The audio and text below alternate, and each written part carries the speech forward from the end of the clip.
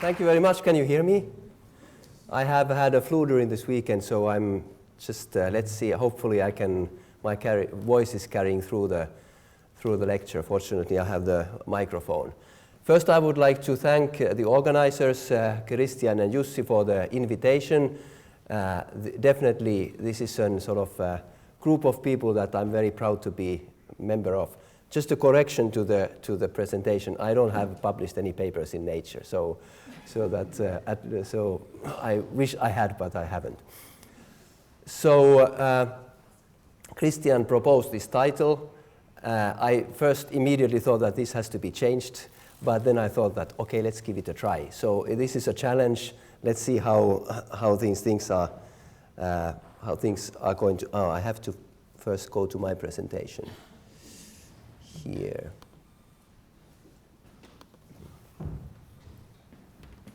Right. So why do antidepressants work?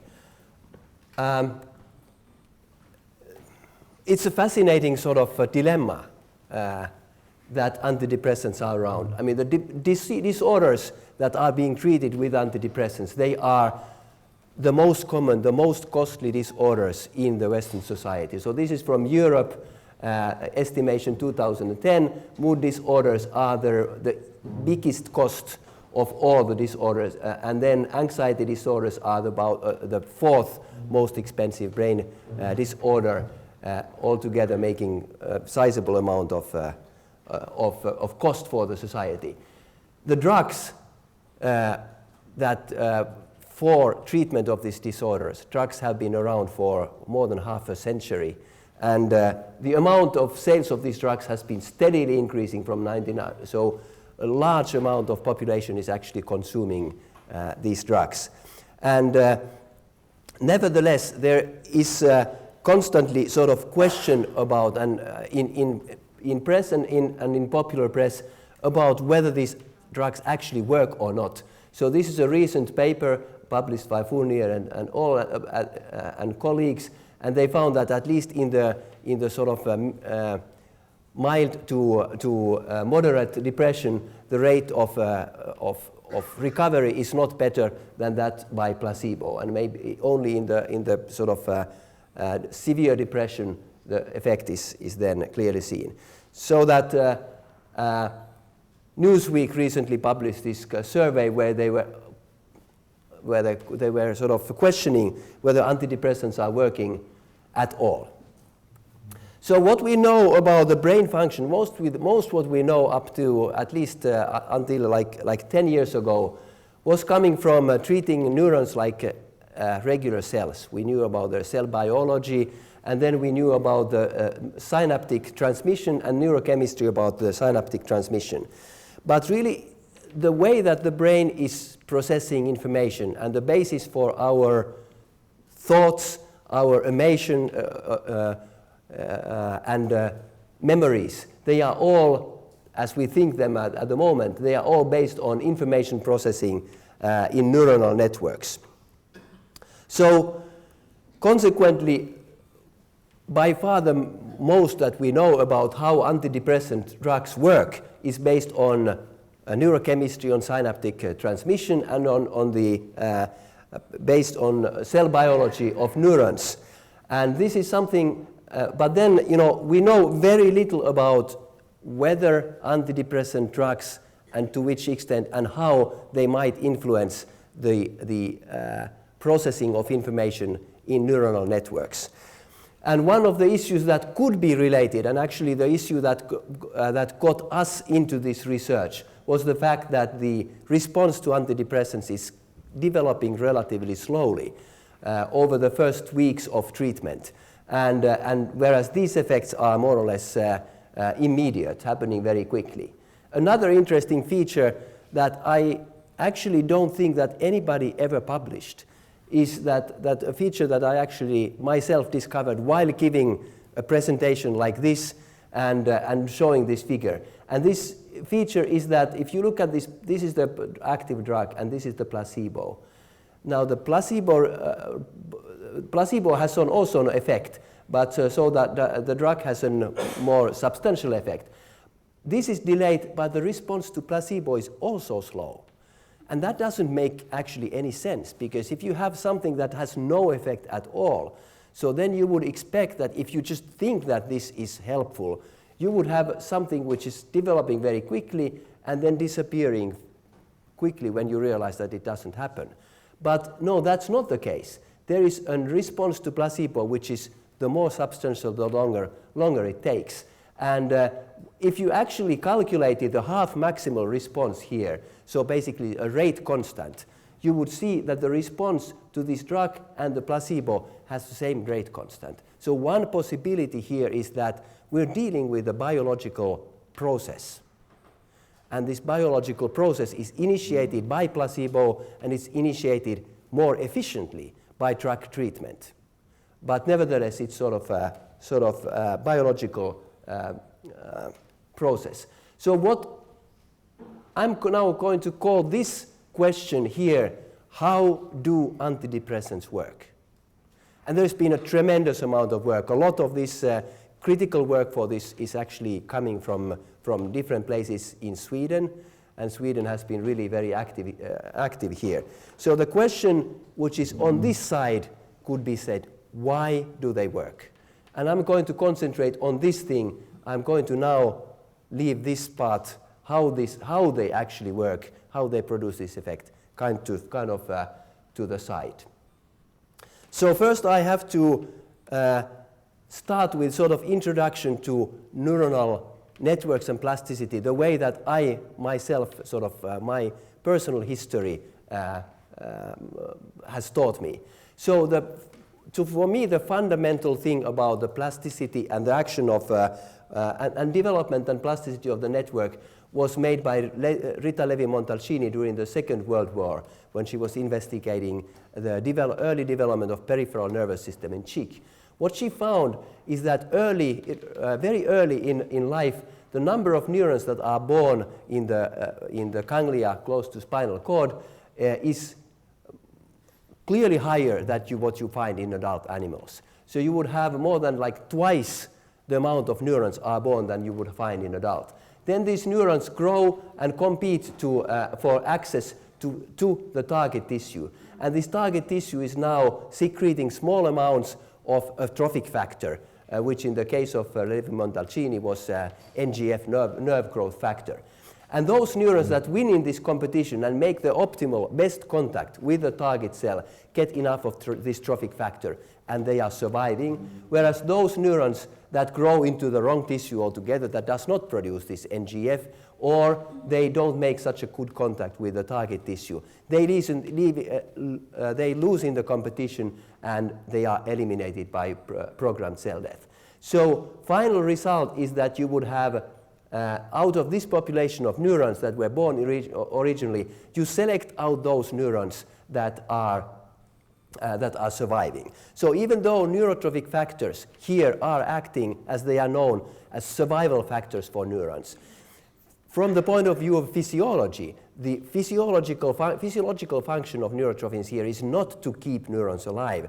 Their function is to select among these neurons the ones that do their job best, the most active neurons. So in a way, this is actually a sort of similar kind of thing that happens in evolution. It is a survival of the fittest game. And the same thing is happening not only at the level of neurons, but also happening at the synaptic contacts, for example.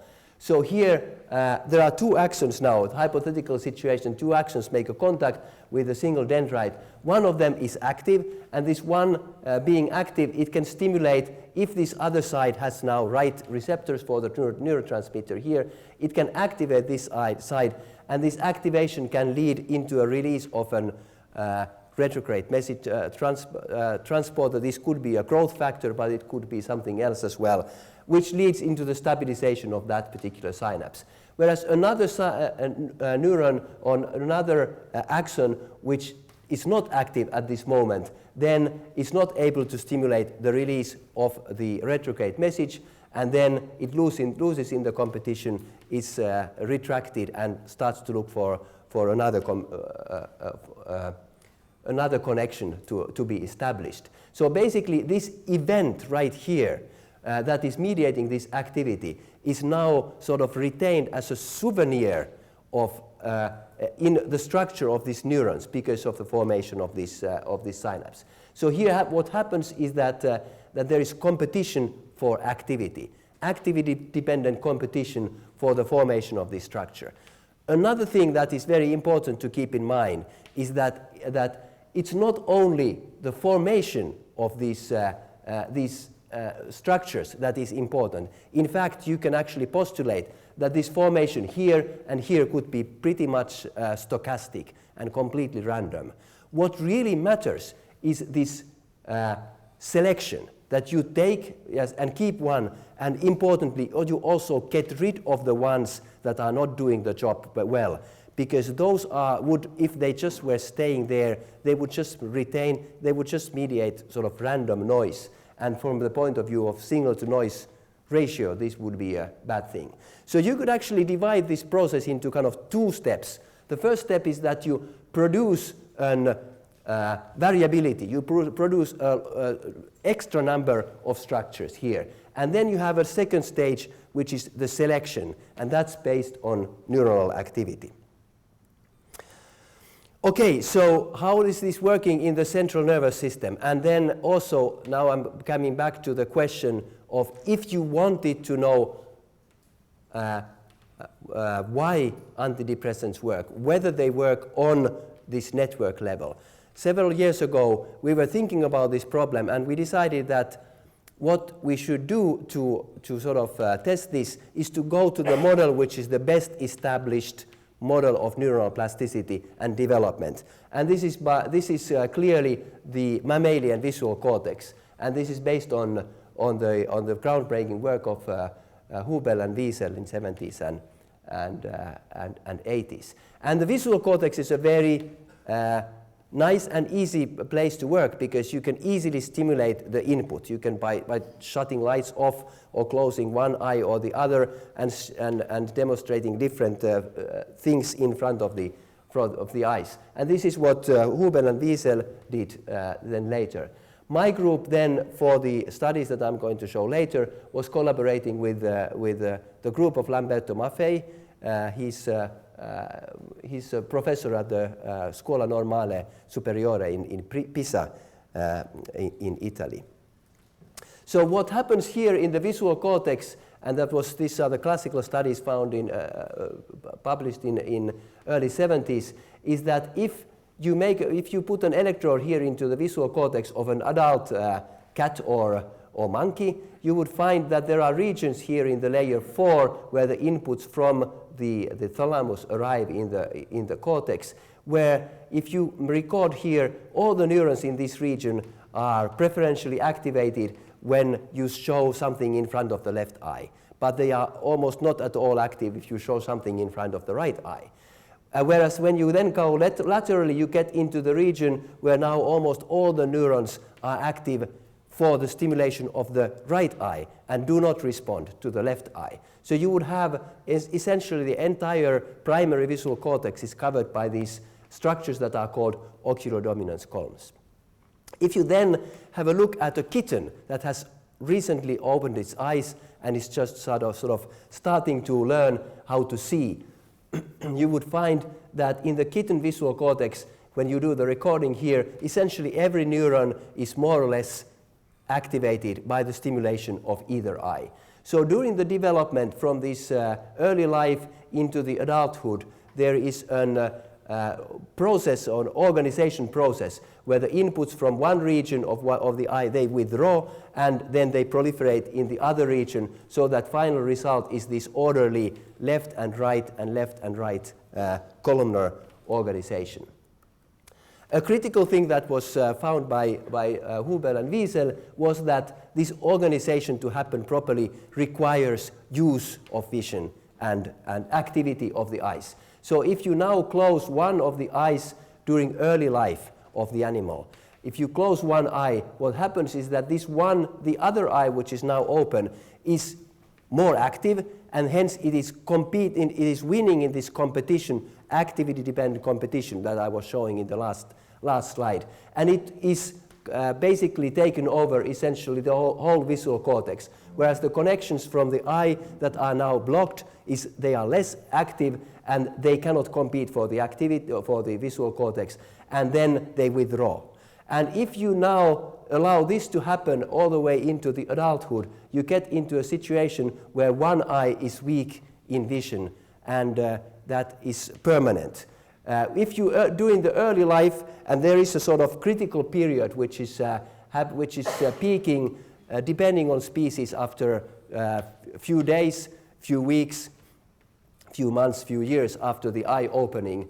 And during this critical period, if you now open this eye and favor the use of this previously weaker eye by periodically patching this eye, you can get the recovery of this function so that both eyes have innervate orderly the visual cortex and have a proper vision. This is not only happening in monkeys and kittens, but also in humans. If you have young children that have one eye which is weaker than the other one, so that is getting stimulated less than the other one. Or if you have strabismus, and in this case you would get double images in the visual cortex, and in order to avoid double images, the visual cortex just decides to ignore one of the inputs and then just looks through one of the eyes. So that leads into very similar kind of unbalanced competition, loss of innervation of the visual cortex by one eye, and impaired vision in this eye. This is a condition called amblyopia. And this can be, as you know, this can be counteracted by blocking periodically the better eye and forcing the kid to use the weaker eye, which they don't like to do, as you can see here. So this is a disorder which can be cured when the treatment is coming early enough during the life. But it cannot be treated in adult, which is beyond the critical period of plasticity. So this is the model that we were using together with Lamberto Maffei to investigate whether treatment of rats with antidepressant, we were using fluoxetine or Prozac in this case as a model compound, whether it might actually induce some plasticity. So what we were sort of thinking is that if you now in adulthood, if you close one eye here in adult rat, you would normally not see any change because this is beyond the critical period. So this is what we were doing. So if you close one eye here, and we were measuring then visually evoked potentials to the stimulation of contralateral or ipsilateral eye. And normally, because rats have eyes at the side, the contralateral eye is dominating, and then that's why you have this ratio is between 2 and 3. And now, if we closed one eye in adult rat for 1 week and then did the measurement, we found that yes, it's right at the normal adult values because it's beyond the critical period. So then we hope that if we now treat the animals with fluoxetine and we can reactivate plasticity, maybe we could see some kind of small change towards the favor of the eye that was open. And so we gave the groups of the animals fluoxetine for 4 weeks in drinking water, and then during the last week of treatment we closed the eye. And what happened is that there was not a slight change, but there was a dramatic change. So there was a shift to the favor of the open eye, which was in the magnitude and also electrophysiological properties very much similar to that happens at the peak of the critical period during early life. So we were very surprised to find this dramatic response in response to drugs that have been used in humans for dozens of years. Fluoxetine itself does not influence vision in any way, so if we keep both eyes open, just give the drug, then it does not influence so there is no effect of the drug. What you have to do is that you have to give the drug and then close the other eye and then change the sort of basically environmental input, and then you would get the result. So I think this was a kind of, it was a big surprise to myself. What's happening here? Because as I was saying before, at the same time when we were having this, many people were there are popular press articles that saying that antidepressants do nothing. And then we find this biological effect that the drugs do, which is nothing sort of spectacular in my mind. So anyhow, we were then much encouraged, and then we thought that let's see whether there is an effect on on amblyopic rats. So what we did then is that we closed one eye of a rat early in life, and we allowed that eye to be closed all the way into the adulthood. In the adulthood, we then did a sort of patching experiment. We opened this eye and now patched the other eye for 2 weeks.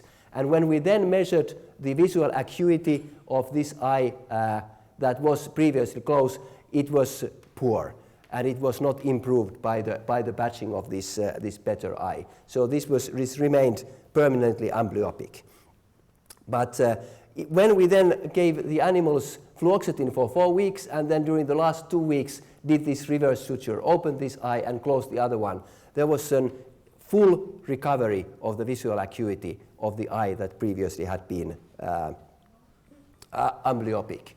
So again, this actually shows that it's not only that you can open up a critical period, but during this reactivation of critical period, if you now have a network that has been trained by abnormal environment during the early life, one eye had been closed, this can be now cured in a way or recovered in adulthood by opening the critical period and then offering a different kind of environment by stimulating the other eye. So combination of this correct environment and reactivation of critical period produced a full recovery of this effect. And you don't even have to use fluoxetine, as it turns out, because at the same time when we were doing these experiments, Lamberto Maffei's lab was working on enriched environment, a process where rats are placed into a big cage with friends and all kinds of toys, and importantly a running wheel that mice and rats, they love. So when you do that and then you use these amblyopic rats, then if you have them in the normal environment, they would this is home cage, they would have no improvement in visual acuity, but if you place them into enriched environment, then there is a dramatic increase in this improvement in the visual acuity and essentially a recovery of amblyopia. And it's not really the environment as such which is doing this, because if you take rats that are born to this environment and then you close one of their eyes and make them amblyopic and then you open it, if they were born, if this is a familiar environment that where they were born in, it doesn't help. So what you have to do is that you have to take them from this environment that did not have stimuli and put them into an environment which is, wow, this is really nice and interesting. That is the thing that sort of opens the plasticity in the visual cortex and brings about these effects. So now we are sort of, I think we're used to sort of thinking that antidepressants would exert their effects by acting on the depression circuitry or mood circuitry. And if you ask specialists about what are the brain regions involved in this mood circuitry, you would get somewhat variable results. But I don't think that anybody would have drawn primary visual cortex into this mood circuitry. And yet what we find is that at least in the primary visual cortex, there are rather remarkable effects that these antidepressant drugs produce. So our question was, is this a general phenomenon? Is that happening also in other brain regions? And as an extension, could it be that this phenomenon, this sort of reactivation of critical period plasticity might have something to do with the fact that these drugs help patients that are depressed? So there actually are critical periods for all kinds of things. We know that there is a critical period for language learning, As an adult, we learn language with great difficulty, and even in the end, we speak it with accent. Konrad Lorenz, acting at the critical period, got all the ducks follow him. And in the domain of social interaction, if you talk to educational specialists, they would tell you that there are all kinds of critical periods apparently there. Now the problem is that this visual cortex or primary sensory cortices that we were using in the first experiment is a beautiful model, because you know what the inputs are. The input is the left eye, the input is the right eye, and you can specifically manipulate them by closing one or closing the other. If you now go some part of this prefrontal cortex or wherever you go in association cortex, what are the inputs, relevant inputs, is not at all necessarily known. And even if you knew these inputs, you don't necessarily know what is the kind of information that they mediate that you should actually manipulate specifically. And even if you knew, it would probably be impossible to selectively manipulate this input in a way that it would be working. So we actually spent quite some time trying to look for a model that could be used to answer this question. And I would like to say in the beginning, the end result once we did this experiment necessarily falls short of the beauty of these experiments that you can do in the primary visual cortex. So these results are sort of suggestive, but by no means they are conclusive in this sense. So we were then using plasticity, the fair conditioning circuitry as our model, and this was based on a paper published by Nadina Gogolla in the lab of Andreas Lüthi in Switzerland. So this model, many of the neuroscientists would know this is a classical Pavlovian model where you put a rat or mouse into this cage, and then in this cage you play a sound for 30 seconds, and then at the end of this sound you would give them a slight foot shock, which is unpleasant. And if you pair the sound and the foot shock a couple of times, then they very quickly learn that now when they play the sound, they would go, now it's coming. And this is what they do. They freeze. So they freeze in one place, sort of waiting for that to come. So this is the same thing when I go to dentist and I'm hearing the sound of the drill, I freeze. So it's kind of conserved behavior, but it's relatively easy to measure. And if you train them, condition them, then they freeze a lot. Then you put them into another cage, but you play the sound, but do not give any stimulus or shock here. This is called extinction. If you do that repeatedly, they freeze, but gradually they realize that this sound is not so bad at all, and then they stop, and the freezing goes down. So now what has been found is that if you now put them back into the home cage and wait for 1 week or 10 days, and then you put them back into this cage and play the sound again, even though they had learned here that you don't have to freeze with this sound, they nevertheless freeze again. So they have sort of lost this sort of memory of extinction memory. This is called sort of spontaneous recovery, and it's very typical for this kind of things. And especially if you put them back into this cage where they were shocked in the first place, and then play the sound, this is called fair renewal, and there is definitely freezing. And psychologists tell that this is something, similar kind of things are used in human phobias or human some human conditions.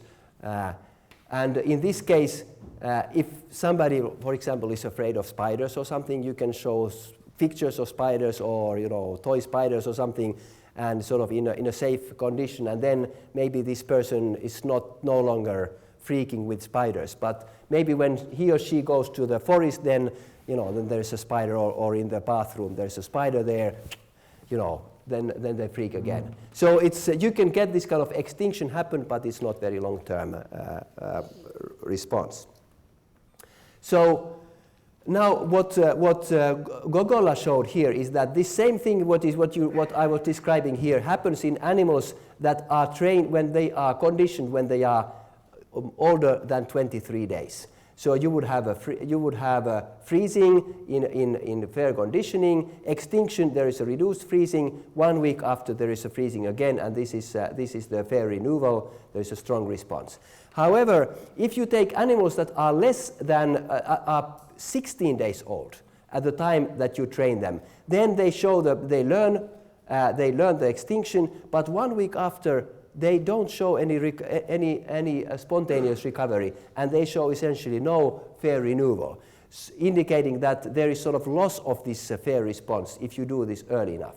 So we were now thinking that, okay, we have a potential critical period right here between P16, P23, and we have a behavioral response right here that we could measure. So we used this model to look whether fluoxetine might actually enhance the effect of this extinction training, and it did. So we did several different experiments. Here's just one example. So we did the fair conditioning groups of mice here. They learned the freezing. Then during the 2 weeks, we were giving them water or fluoxetine to drink, and then we started after 2 weeks the extinction training, and extinction was effective in both groups. We were waiting for 1 week and testing for spontaneous recovery, and there is a spontaneous recovery in the group of water drinking mice and also fair renewal, but there is no significant increase of freezing in the mice that were taking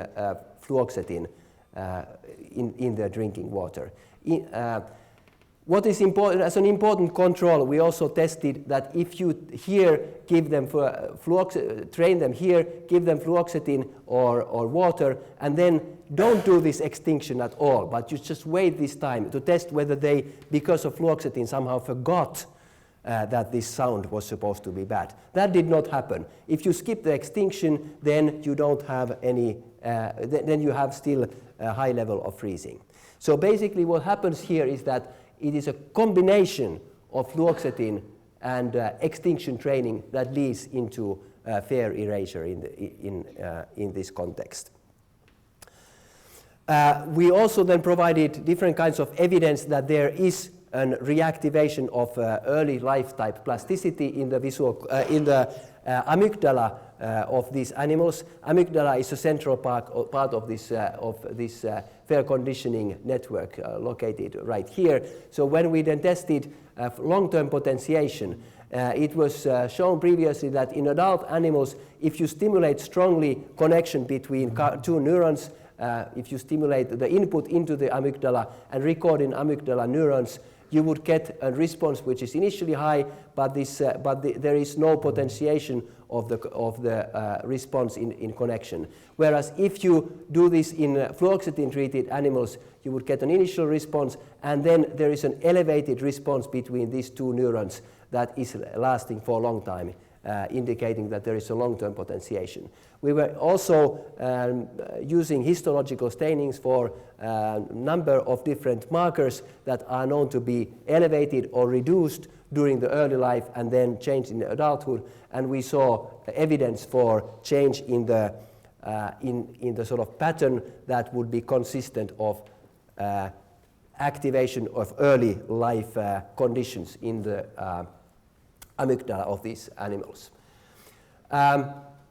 This is very similar to there was a publication recently that showed that if you use in patients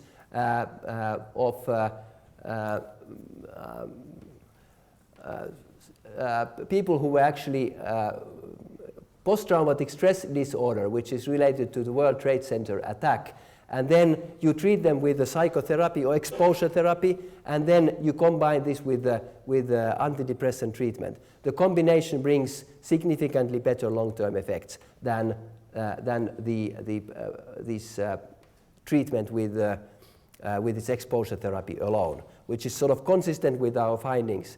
And it's also well known that, or there are many studies that show that combination in mood disorder treatment, if you combine antidepressant treatment with psychotherapy, the combined effect of this treatment is better than the treatment of either drug or therapy alone.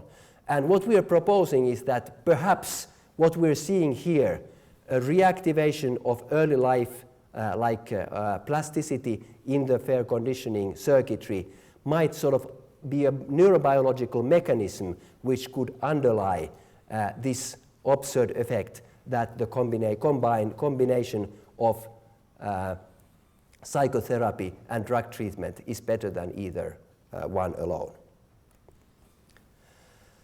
Now, what is it that we have found? Is it that you can do away with all the bad things that happened to you during the early life by just taking fluoxetine and then training you somewhat? Did we actually find a sort of fountain of youth here? And I think it is sort of reassuring at this stage that the drug that we used for this purpose is Prozac, which has been used by millions of people. So we know that this is no fountain of youth.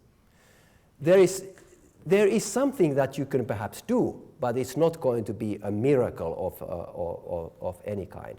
At the same time, I think we can also be reassured by the fact that we know that having this kind of effect, reactivating a critical period plasticity in the brain, is not inherently dangerous, because these kind of side effects have not really been reported in the use of Prozac. I should maybe add that we, at the moment, still do not really know whether these effects are taking place in humans. But there are studies that indicate that this could be happening in humans, and that there are clinical trials ongoing that are testing now whether this effect might actually have an effect on plasticity in the human visual cortex. One thing that is interesting to note is that antidepressants are not only drugs for depression, but they are used in a large variety of different kinds of neuropsychiatric, but also neurological condition. Essentially, all the neuropsychiatric conditions except schizophrenia or psychosis. And then additionally, there are a number of, so these here are all FDA approved conditions. And here there are a list of conditions where clinical trials have been done, but they are not approved by FDA. And recently there were several studies actually showing that if you give fluoxetine or placebo to a group of patients having had a stroke, the recovery from stroke, when you combine this with normal hospital rehabilitation, is much better, significantly better in the group of patients that was taking fluoxetine, which is consistent with the idea that fluoxetine, by relaxing the plasticity, would be sort of helping these patients to take the best use out of the rehabilitation. So this also suggests that maybe these drugs could be used in yet other disorders where adult plasticity could be useful. So now this is a little bit, we actually came up with some time ago, but this is related to the question, why do antidepressants work? And we were sort of thinking about a sort of more general type of thing. And we were coming out with this idea that maybe what could happen is that, I was telling you before that there are two processes related to plasticity. First was the generation of sort of variability, where you generated lots of different kinds of, like many neurons. And then you had another stage where you had a selection. So you selected out of these many neurons the ones that were the best, acting the best. It is known that neurogenesis is ongoing in adult brain, not only during the development, and antidepressants as well as enriched environment are known to increase the production of new neurons, and at least the survival of the new neurons. So at the same time, there is less evidence, but there is some evidence that antidepressants increase the production and probably particularly turnover of synapses. Here is another thing that is important. If you had a situation where you have a lot of synapses formed, but many of them are quickly eliminated in a competition. So you can have a situation where you have the same number of stable synapses, but from one animal to another, they would be sort of different.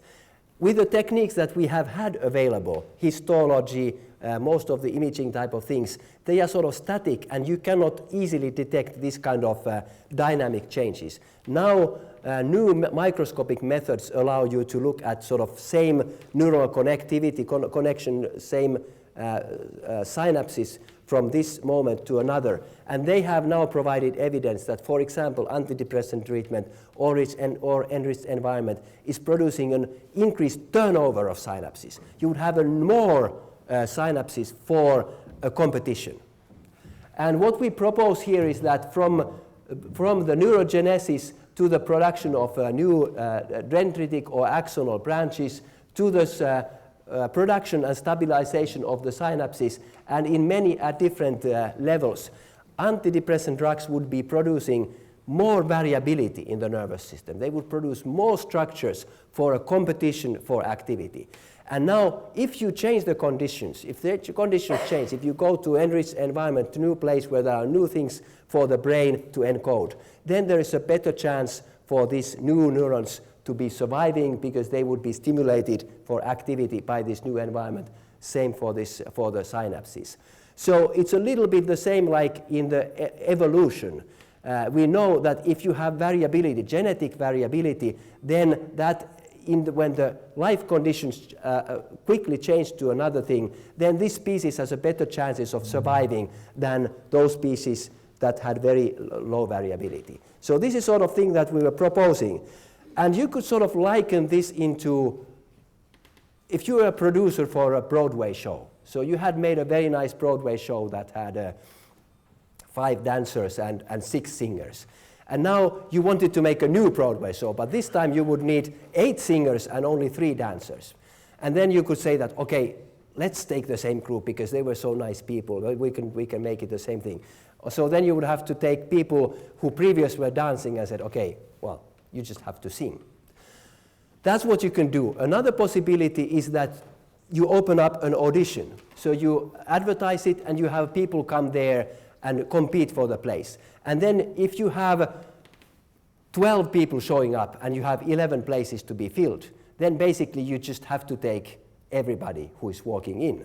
And you're going to make a show, but that's not going to be that good because you don't have such a good dancers and singers. Whereas if you had 300 people showing up in the line, you could select the really most talented singers and dancers, and you would make a very nice show.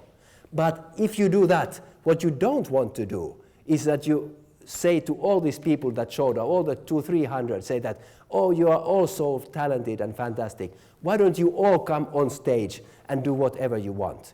Because in this case, the audience would say, what's going on here? I mean, what are these people doing here? So you have to, if you have a lot of people coming up, you have a lot of selection, but you have to select, and you have to keep the ones that are best and send the rest of them home. And what antidepressants might be doing here is that they make this line longer.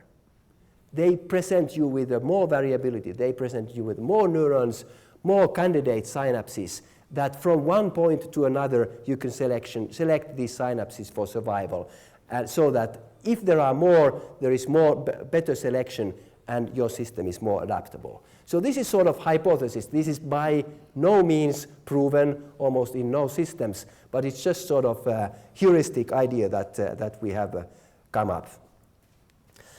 Okay, so in the end, the antidepressant effect, we sort of used to thinking of antidepressant effect as a kind of instructive effect, where you would have a change in chemical composition in the brain, you might have a change in the gene expression in the brain, and then these changes would sort of bring about change in the mood.